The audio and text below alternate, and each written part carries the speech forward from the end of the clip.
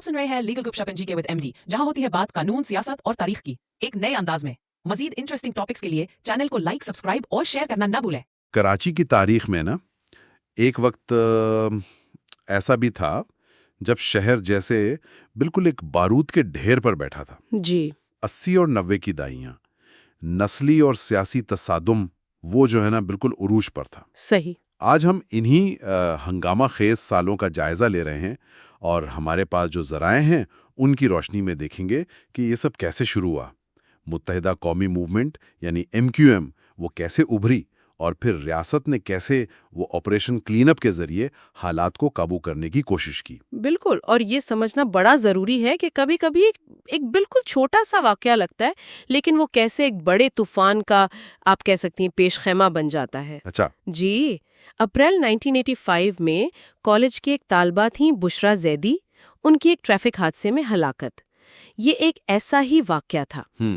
जराए हमें बताते हैं कि बस ड्राइवर के पठान होने का शुबा था और उसी शुबह ने ना इस हादसे को फौरन नस्ली रंग दे दिया, ओह जिससे शहर में जो पहले से एक टेंशन थी वो एकदम भड़क उठी। फिर पठान बस्तियों पर हमले हुए, उनकी ट्रांसपोर्ट पर हमले शुरू हो गए। और यहीं से मतलब वो जो खला पैदा हुआ वहीं से मंजरे आम पर आई मुहाजिर कौमी मूवमेंट यानी MQM। जी, जो कुछ ही अरसा पहले बनी थी। अल्ताफ हुसैन, अजीम अहमद तारिक, इमरान फारूक, ये नाम सामने आए। बिल्कुल। उन्होंने कराची की जो मुहाजिर आबादी थी, यानी वो लोग जो तकसीम हिंद के वक्त हिंदुस्तान से आए थे या उनकी नस्लें, उनकी नुमाइंदगी का दावा किया और उन्हें तेजी से हिमायत भी मिली। हाँ, और दिलचस्प बात यह है, जराए ये भी बताते हैं कि बुशरा जैदी के वालिद ने अमन की अपीलें भी की, लेकिन वो बेअसर रहीं। क्यों? क्योंकि मामला अब सिर्फ एक हादसे का नहीं रहा था। वो जो सालों से मुआशी और लिसानी बुनियादों पर महरूमियां पनप रही थी ना, ये उनका एक तरह से इजहार बन गया था। समझ गया। तो ये कशीदगी फिर फैली, सिर्फ 2 ग्रोहों तक नहीं रही। नहीं नहीं, बिल्कुल नहीं। जल्द ही ये जो MQM और पठानों के दरमियान शुरू हुआ था तसादुम, उसमें पीपल्स पार्टी भी आ गई, दूसरे फिरका वाराना ग्रोह भी, यानी एक बहुत ही पेचीदा, एक 4 तरफा लड़ाई सी बन गई। ओह खुदाया। हैदराबाद का जो पाका किला वाकया है ना, हम्म। जहां पीपल्स पार्टी और MQM के कारकुन आमने सामने आए, शदीद तसादुम हुआ, वो इसी बढ़ती हुई आप कहें खूनी सियासत की एक मिसाल है। तो जाहिर है सूरत हाल काबू से बाहर हो रही थी। इस पसे मंजर में फिर रियासत ने क्या किया? वो ऑपरेशन क्लीन अप का जिक्र हम सुनते हैं 1992 में। जी, 1992 में नवाज शरीफ हुकूमत ने सिंध में बज़ाहिर तो कहा गया कि डाकुओं के खिलाफ है, ये ऑपरेशन क्लीन अप शुरू किया। लेकिन MQM ने उससे फौरन कहा कि ये हमारे खिलाफ एक मुनज़्ज़म कार्रवाई है। और एक और अहम बात वो ये कि MQM के बानी अल्ताफ हुसैन वो ऑपरेशन शुरू होने से कई महीने पहले ही जनवरी 92 में मुल्क से बाहर चले गए थे। अच्छा, और फिर वापस नहीं आए? जी, फिर वापस नहीं आए। इसी ऑपरेशन के दौरान वो जिनापुर वाला मामला भी सामने आया था ना, जिस पर बड़ा तनाज़ा हुआ था। क्या इल्जाम था वो? हाँ, वो बड़ा मुतनाज़िया मामला था। इल्जाम ये था कि MQM मुबैना तौर पर भारत की मदद से कराची को पाकिस्तान से अलग करना चाहती है। अलग रियासत? जी, जिनापुर के नाम से एक खुद मुख्तार रियासत, और ये भी दावा किया गया कि इसके नक्शे वगैरह बरामद हुए हैं। ओह, लेकिन यहाँ भी बात थोड़ी उलझी हुई है।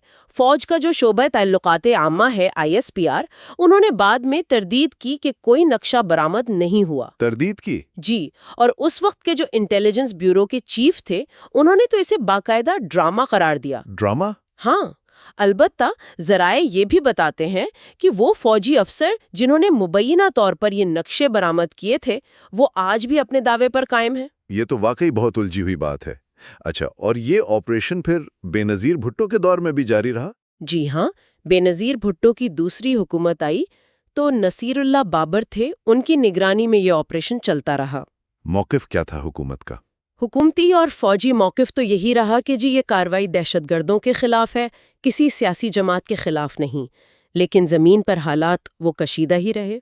मतलब झड़पें वगैरह? जी, MQM के एहतजाज होते थे, पुलिस और रेंजर्स के साथ झड़पें, हलाकतें, और फिर अल्ताफ हुसैन की तरफ से सोग की कॉल आती थी, اس پر شہر میں جلاؤ گھراؤ، سیکیورٹی فورسز پر حملے، یہ سب چلتا رہا۔ اور ذرائع یہ بھی بتاتے ہیں کہ کریک ڈاؤن بھی وقت کے ساتھ سخت ہوتا گیا، ماورائے عدالت قتل کے الزامات بھی سننے میں آتے ہیں۔ بالکل، MQM کا جو مرکز تھا 90، اس پر چھاپے پڑے، سینکڑوں کارکن گرفتار ہوئے، فاروق ستار جیسے بڑے رہنما بھی شامل تھے۔ پھر رینجرز کے کچھ اہلکار ہلاک ہوئے تو حکومت نے سیدھا الزام بھارت پر لگایا اور کراچی میں بھارتی قونصل خانہ بند کر دیا۔ اور ہاں، ذرائع نصیر اللہ بابر پر یہ الزام بھی لگاتے ہیں کہ پولیس کو مبینہ طور پر ایکسٹرا جوڈیشل کلنگز یعنی ماورائے عدالت ہلاکتوں کے لیے استعمال کیا گیا۔ کوئی مثال؟ اگست 1995 میں ایک MQM کمانڈر تھے فاروق دادا عرف پٹنی، ان کی پولیس مقابلے میں ہلاکت ہوئی۔ کہا یہ گیا کہ انہیں کچھ دن پہلے حراست میں لیا گیا تھا۔ اسے ایک مثال کے طور پر پیش کیا جاتا ہے۔ اور اس کے بعد پھر جوابی تشدد؟ جی، جوابی تشدد بھی بہت بھیانک ہوا۔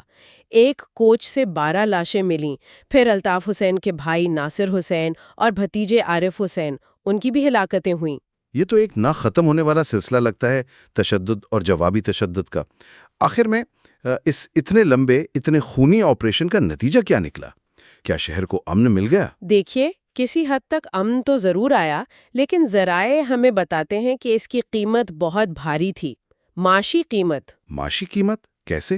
غیر ملکی سرمایہ کاری، خاص طور پر کراچی سٹاک ایکسچینج سے وہ بڑی تعداد میں نکل گئی۔ ایک ذریعے کے مطابق تو کوئی 102 ارب روپے کی سرمایہ کاری واپس لے لی گئی۔ 102 ارب؟ یہ تو بہت بڑی رقم ہے۔ جی، اس نے پاکستان کی معیشت کو شدید دھچکا پہنچایا اور حکومت کو پھر IMF کے پاس جانا پڑا۔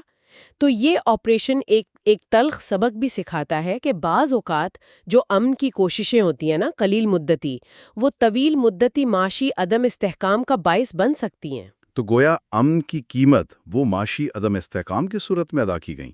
یہ واقعی ایک بہت ہی پیچیدہ طے در طے باب ہے کراچی کی تاریخ کا، جس کے اثرات شاید آج تک محسوس کیے جاتے ہیں۔ بلا شبہ، اور شاید ان واقعات کا جائزہ لینے کے بعد جو سب سے بڑا سوال ذہن میں آتا ہے وہ یہ ہے کہ جب ریاست اور سیاسی گروہوں کے بیچ تصادم اس نہج تک پہنچ جائے تو معاشرے میں جو دراڑیں پڑ جاتی ہیں، کیا وہ کبھی پوری طرح سے بھر پاتی ہیں؟